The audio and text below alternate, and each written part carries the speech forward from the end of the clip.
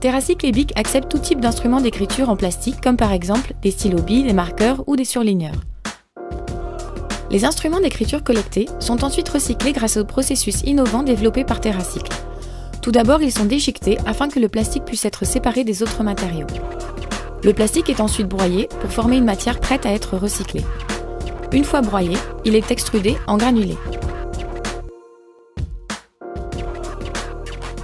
Vos instruments d'écriture peuvent être transformés en une large gamme de produits d'usage courant. Les granulés peuvent être extrudés en fines plaques, servant à la fabrication de trousses à crayons, de porte-monnaie ou même de sacs. Les granulés peuvent aussi être moulés par injection plastique et servir à la fabrication de bacs de recyclage, de pots de fleurs ou même de pavés en plastique pour l'extérieur.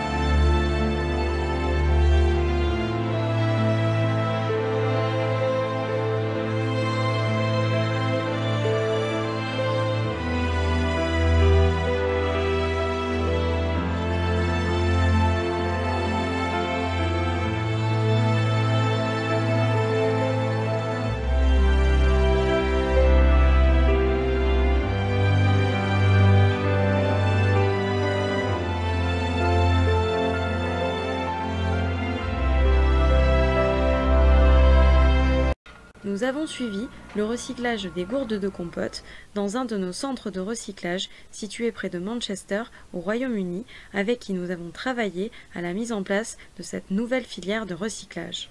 La première étape du recyclage consiste à broyer puis à nettoyer les gourdes afin d'éliminer toute trace de résidus organiques. Cette étape est essentielle afin de pouvoir alimenter une machine qui va permettre de transformer les gourdes broyées en fines paillettes. Once the material is collected in France, it is sent to the United Kingdom for shredding and washing.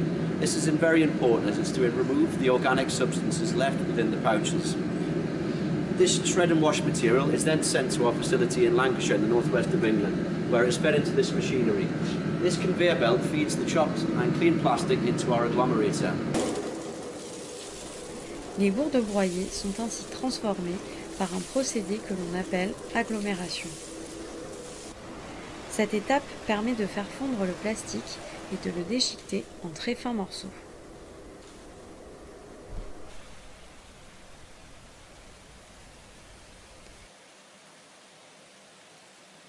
Cette matière est ensuite récupérée, puis va être transformée via le procédé d'extrusion.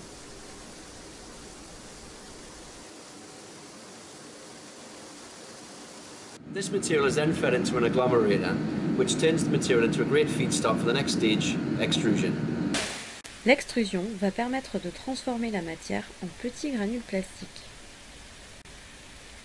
Ces derniers peuvent être directement réutilisés dans la fabrication d'objets d'usage courant, comme par exemple des plaques ou du mobilier de jardin.